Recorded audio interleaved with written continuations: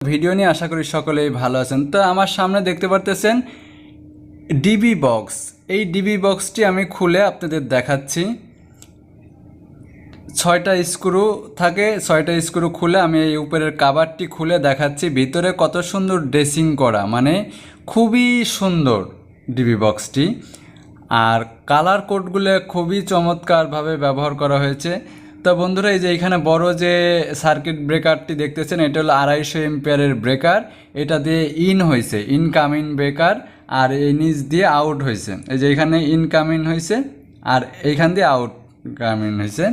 আর আপনার এই যে দেখতে পাচ্ছেন এইখানে 160 এম্পিয়ার দুইটা ব্রেকার দেয়া আছে।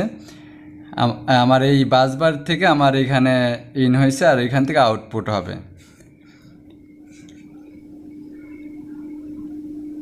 তো বন্ধুরা, এই যে এইখানে যে আপনারা